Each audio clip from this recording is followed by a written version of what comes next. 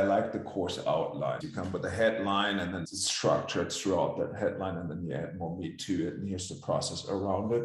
I really like that. One of the biggest challenges, and it's a week, right? So there's a lot that needs to go in there, but that's okay. I mean, everyone goes at its own pace. That's fine because there's always going to go back. The other thing is there's the actual work of creating that course. At least on our side, we don't want to develop the full course and then go out on market. We want to develop the bare minimum basically, so we can actually start marketing it in the field and see what the uptick is, and then can make adjustments. But let's build a list, right? Let's get a sign up list. So we know what kind of message, we know what kind of channel is resonating with the audiences. So we get validation along the way versus the Vegas syndrome, right? We build it and then they will come. And the second one is, and then we had the sessions with you as well, right? We have so much content. I call it, I'm too close to the tree. I don't see the forest anymore, right?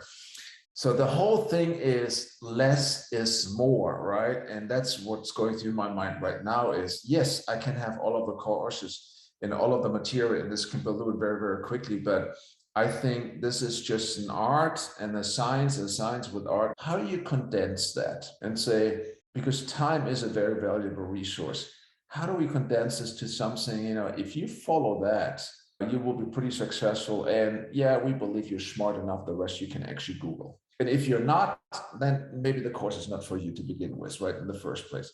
But it is bringing it down to something that is actionable and they actually continue. It's like, wow, that separates for me what a good class is versus, just let's throw more stuff on the wall and see what sticks.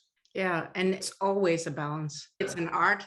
How much do you want to provide? Because as experts, we know all this stuff. So where do you create that cut between what you want to provide because you want people to succeed? And it's going to be something that we're going to touch on in the last module, which is about creating that customer experience funnel and getting ready for the launch, because you can say that within the funnel, you want to have maybe a mini course, you want to have a freebie. So you want to have like drips, and then you kind of expand the content and the depth of the content. Yeah. And I think that's something that's important to keep in mind. Again, back to the learning process of now you're kind of at the bottom of the pit. And then it's kind of, okay, so how do I then structure this so I get the outcome out of it that I want to? So have faith. It's part of the process, and it's okay to be a little frustrated at this point in time because we are halfway. Part of the feedback for me is that it's really valuable to have these live sessions because it's a way to actually test the amount of content that is being provided and how people respond to that. Yeah, I mean, it's when Walter and I were talking about it, is I think at some stage we made the conscious or even unconscious decision as saying, okay, this is an entry-level course. This is not going to get everyone proficient in business. And so we became much clearer around who's our avatar, who's our key person. It is not an entrepreneur that starts. It's an entrepreneur, it's a business owner, it's a little bit more in business, it's a little bit more established.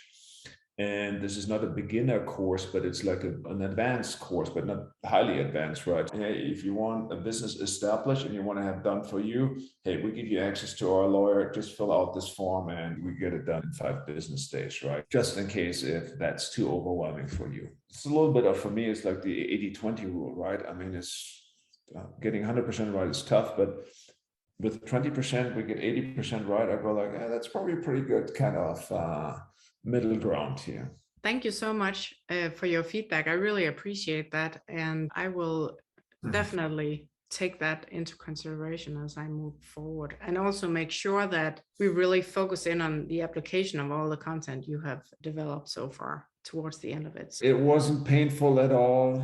It was really done nicely. Great. I appreciate that.